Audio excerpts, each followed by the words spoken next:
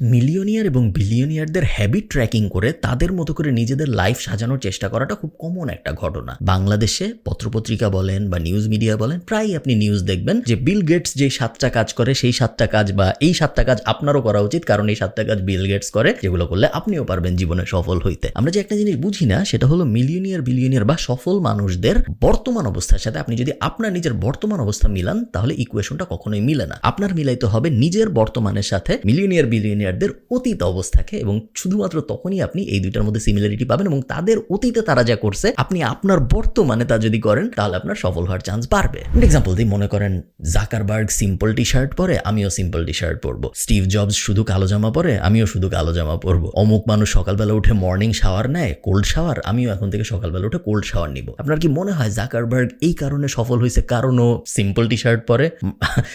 Steve jobs এই কারণে সফল হয়েছে কারণ ও কালো গেঞ্জি পরতো? বা অমুক মানুষ এই কারণে সফল হয়েছে কারণ ও সকালবেলা উঠে কোল্ড শাওয়ার নেয়? না, ওরা সফল হওয়ার পরে ওদের নিজেদের জীবনকে আরো অপটিমাইজ করার জন্য এই হ্যাকগুলো নিজেদের জীবনে ইমপ্লিমেন্ট করছে সফল হওয়ার পরে, আগে না। আপনি যদি আজকে সফল হওয়ার জন্য মনে করেন যে ও সফল, ও কালো গেঞ্জি পরে, আমি সফল হইতে চাই, আমিও কালো গেঞ্জি পরবো, তাহলে কিন্তু জিনিসটা হবে না। কারণ ব্যাপারটা এরকম না। আপনার তাদের অতীতে তারা কি করছে এটার সাথে নিজের বর্তমানকে মিলাইতে হবে। আপনার কি মনে হয় মার্ক জাকারবার্গ যখন ওই কলেজ ডর্ম রুমে ছিল, যখন ফেসবুক বানাচ্ছিল, তখন কি ও কি রঙের জামা পরবে এটা নিয়ে চিন্তা করতো না? বিল গেটস যখন ছোটবেলায় মাইক্রোসফট কোডিং করতেছিল ও কি চিন্তা করতো যে আমি ভোরবেলা উঠবো না, আমি রাতে ঘুমাইতে যাবো? সারা রাত ঘুমাইতো না, 3 দিন 4 দিন টানাও কাজকর্ম করতো। আমরা জানি, আমরা ইলন মাস্কের বায়োগ্রাফিতে পড়ছি অফিসের নিচে চেয়ারের নিচে ঘুমাইতো টানা, ইভেন এখনো ঘুমায় অনেক সময় চেয়ারের নিচে। সো আইডিয়ালাইজ যখন আমরা করি, আমরা যখন আইডিয়াল লাইফস্টাইল সাজানোর চেষ্টা করি, অনেক সময় এই সমাজ, নিউজ, পত্রপত্রিকা, মিডিয়া এগুলো আমাদের এরকম একটা ধারণা দেওয়ার চেষ্টা করে যে অমুকের বর্তমান জীবন দেখায় আপনার বর্তমান জীবনে এমন হওয়া উচিত, এরকম একটা ভাইব দেওয়ার চেষ্টা করে, যেটা একদমই সত্য না।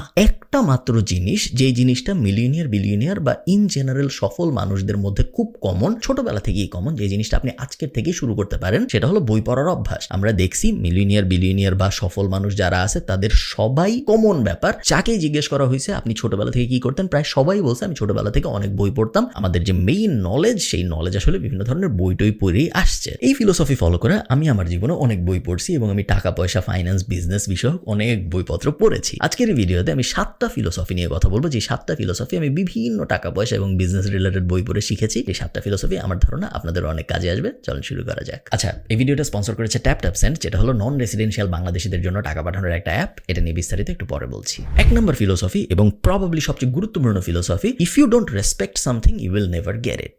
অন্যভাবে বললে, you can't get what you don't respect.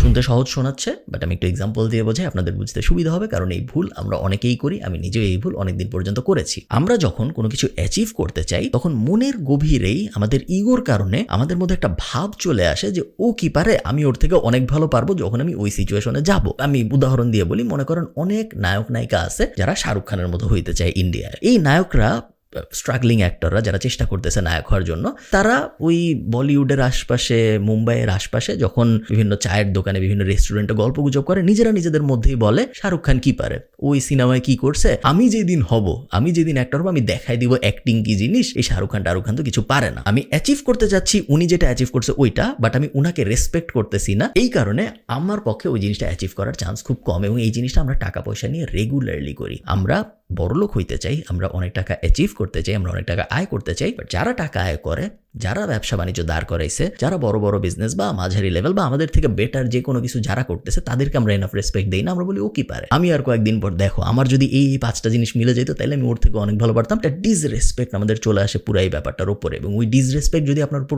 চলে আসে, চান্স খুব কম যে আপনি আসলে ওই জিনিসটা অ্যাচিভ করতে পারবেন। কারণ if you don't respect something, chances are very low that you'll ever get there. Second philosophy, winning causes more wins. আপনি যদি জেতার অভ্যাস করতে পারেন জীবনে, তাহলে আপনি আস্তে আস্তে আরো জিতবেন এবং আরো বড় বড় জিনিস জিতবেন। এবং এই কারণে প্রত্যেক দিন বা প্রত্যেক সপ্তাহে বা প্রত্যেক মাসে ছোট ছোট উইন পাওয়াটা বা ছোট ছোট বিজয় পাওয়াটা খুব গুরুত্বপূর্ণ। এবং এই ফিলোসফির উপর ভিত্তি করেই আসলে গোল সেটিং এবং গোল অ্যাচিভ করার ব্যাপারটা আসছে। তার কারণ আমরা যখন কোনো কিছু উইন করি, আমরা যখন কোনো কিছু জিতি বা কোনো কিছু অ্যাচিভ করি, তখন টেস্টোস্টেরন থেকে বলেন বা মেন্টাল স্যাটিসফ্যাকশন থেকে বলেন, আমাদের মধ্যে ভালো ফিল আসে এবং আমাদের মধ্যে একটা স্যাটিসফ্যাকশন অ্যাচিভ হয়। যেই স্যাটিসফ্যাকশনই পরে আমরা হন্যে হয়ে আবার খুঁজি, যেই কারণে আমরা আরো ভালো করার বা আরো জিনিস অ্যাচিভ করার স্পৃহাটা পাই। এই কারণে কোনো ছোট উইনকেই নেগলেক্ট করা যাবে না যে কোনো কিছুতে যেখানে একটা ছোট উইনের সম্ভাবনা আছে, even if it is not related to your skill. মনে করেন আপনি একটা ব্যবসা দাঁড় করাইতে চাচ্ছেন, এখন আপনি গেছেন ব্যাডমিন্টন খেলতে যা যে আপনি জিতবেন, সেই জেতার যে সেই ফিলটা আপনাকে ইনডিরেক্টলি আপনার ব্যবসায় ভালো করতে হেল্প করবে, কারণ প্রত্যেকটা জয়ই মানুষকে হেল্প করে পরবর্তী জয়টা পাওয়ার জন্য। ট্যাপ হলো এক দেশ থেকে আরেক দেশে টাকা পাঠানোর একটা অ্যাপ, যেটার অ্যান্ড্রয়েড এবং iOS দুইটা ভার্সনই আছে। এই অ্যাপ ব্যবহার করার 5টা সুবিধা। 1 নম্বর, 0 ফিজ অন ট্রান্সফার, টাকা পাঠাইতে বা টাকা রিসিভ করতে কোনো এক্সট্রা টাকা খরচ হয় না। 2 নম্বর, খুবই ভালো এক্সচেঞ্জ রেট, আপনি স্ক্রিনে আজকের এক্সচেঞ্জ রেট দেখতে পাচ্ছেন, এবং সবসময় গুগলের থেকে বা বাংলাদেশের যে কোনো ট্র্যাডিশনাল মাধ্যম থেকে ভালো এক্সচেঞ্জ রেট পাওয়া যায় ট্যাপ অ্যাপের ভেতরে। 3 নম্বর, ফ্লেক্সিবল পেমেন্ট মেথড, আপনি যাকে টাকা পাঠাচ্ছেন আপনি তার বিকাশে, তার নগদে, তার ব্যাংক অ্যাকাউন্টের ভিতরে বা তার সিক্রেট পিন দিয়ে ব্র্যাক ব্যাংকের ভিতরে সব জায়গায় টাকা পাঠিয়ে দিতে পারেন, কোনো এক্সট্রা হ্যাসেল পোহাইতে হয় না। 4 নম্বর, কুইক ট্রান্সফার স্পিড, খুব সহজেই আপনি তাকে টাকা পাঠিয়ে দিতে পারছেন এবং বেশিরভাগ সময় সে টাকাটা ইনস্ট্যান্টলি পেয়ে যায়। UK, USA, ইউরোপ, কানাডা এবং UAE এই 5 জায়গায় এই মুহূর্তে ট্যাপ সেন্ড অ্যাভেলেবল। আর আপনি যদি টাকা পাঠানোর সময় KF কুপনটা ইউজ করেন, তাহলে আপনি যাকে টাকা পাঠাচ্ছেন সে সবসময় 10 ক্রেডিট এক্সট্রা পাবে। সো আপনি 100 ইউরো পাঠাইলে সে 110 ইউরো পাবে, আপনি যদি 100 দিরহাম পাঠান তাহলে সে 125 দিরহাম পাবে। সব বিস্তারিত ডেসক্রিপশনে উপরে বা নিচে কোথাও দেওয়া থাকবে, আপনারা চাইলে চেক আউট করতে পারেন ট্যাপ সেন্ডকে। চলেন ভিডিওতে ফেরত যাওয়া যায়। 3rd philosophy, never be too comfortable if you don't want to decline. এটা ডগে আমি যদি ভুলটা করে থাকি, ফিল নাইট এরকম একটা বলেছিল, আপনি হয় গ্রো করেন অথবা আপনি মরে যান, either you grow or you die, এরকম একটা কোড ছিল, আমার এক্সাক্ট কোডটা মনে নেই, আমি ডগের ভিডিওটাই বলছিলাম, আমার মনে আছে। আপনার সবসময় চেষ্টা করতে হবে গ্রোথের। এরকম কোনো অবস্থা আপনার জীবনে আসবে না যখন আপনি স্টলিং, আপনি জাস্ট সার্ভাইভ করতেছেন, এরকম জীবনে কখনো হয় না। জীবনে সার্ভাইভাল করা যায় না, হয় আপনার উপরে চলে যেতে হবে অথবা আপনি পড়ে যাবেন। রাস্তা কখনোই সমান থাকে না, রাস্তা প্রতিনিয়ত এমন হইতে থাকে, এবং একমাত্র উপায় জীবনে জেতার হলো কনসিস্টেন্টলি উপরে ওঠার চেষ্টা করা, কনসিস্টেন্টলি নিজের সাথেই কম্পিট করে গ্রো করার চেষ্টা করা। আপনার যদি মাথায় এরকম আসে, এখন তো আমি মাসে 60,000 টাকা আয় করি, বা এখন তো আমি মাসে 2 লাখ 3 লাখ 5 লাখ হোয়াটএভার অ্যামাউন্ট আমি আয় করি, আমার তো আর দরকার নেই, আমি এভাবে চলতে থাকি, একসময় আমি রিটায়ার করবো, তারপর আমি মরে যাবো। কিছুদিনের মধ্যে আপনি দেখবেন আপনার আস্তে আস্তে ডাউনফল হওয়া শুরু হবে, আপনি বুঝবেনও না কোন দিক থেকে ঝামেলা আসা শুরু হবে, আপনি বুঝবেনও না কোন দিক থেকে বিপদ আসা শুরু হবে। ওই 50,000 পার মান্থ বা 2 লাখ টাকা পার মান্থ আস্তে আস্তে কমা শুরু করবে। আপনি হঠাৎ করে রিয়ালাইজ করবেন 2 লাখ টাকা তো এখন আমার হচ্ছে না, আমার যে সুন্দর প্ল্যানটা ছিল যে আমি এখন আর গ্রো করার চেষ্টা করবো না, আমার যা আছে ওগুলো নিয়ে আমি আস্তে আস্তে মৃত্যুর দিকে আগাইতে থাকবো বা রিটায়ারমেন্টের দিকে আগাইতে থাকবো। খুব তাড়াতাড়ি আপনি রিয়েলাইজ করবেন প্ল্যানটা ওরকম হয় না। You either grow or you die. 4 নম্বর ফিলোসফি, ভ্যালু ইয়োর ইয়েস। এটার মানে হলো আপনি যখন কোনো একটা কিছুকে হ্যাঁ বলেন, আপনি যখন কোনো একটা কাজের জন্য রাজি হন, আপনি যখন কোনো একটা মানুষের সাথে কোনো একটা মিটিং করতে রাজি হন, যে কোনো ধরনের ইয়েস যখন আপনি বলেন আপনার জীবনের বিভিন্ন সময়, আপনি অনেক কিছুকে আসলে নো বলতেছেন ইনডিরেক্টলি। হয়তো স্পেসিফিক্যালি আপনি নো বলতেছেন না, বাট একটা জিনিসকে ইয়েস বলা মানেই হলো ওই সময় আপনি আরো অনেক কিছু করতে পারতেন যেগুলো আপনি এখন আর করতে পারতেছেন না, তার কারণ আপনি একটা জিনিসকে ইয়েস বলে ফেলেছেন, অলরেডি ওই টাইমটা বুক হয়ে গেছে। শুধুমাত্র যে ওই টাইমটা বুক হয়েছে তা না, ওই ইয়েস বলার পরে যে মিটিংটা হবে সেই মিটিং এর আউটকাম হিসেবে আপনার ভবিষ্যতের আরো অনেক টাইম বুক হয়ে যেতে পারে। মনে করেন আমি একজনের সাথে, একজন হঠাৎ করে আমাকে বললো যে ভাই চলেন কালকে একটা মিটিং করি। এখন মিটিং যদি আমি করি, মিটিং এর টাইমটা তো যাবেই, যেই টাইমটা আমি অন্য অনেক কিছু করতে পারতাম, মিটিং এর মধ্যে আরো অনেক কিছু চলে আসবে যেটার কারণে ভবিষ্যতেরও আরো অনেক সময় চলে যেতে পারে। শুধু সময় না,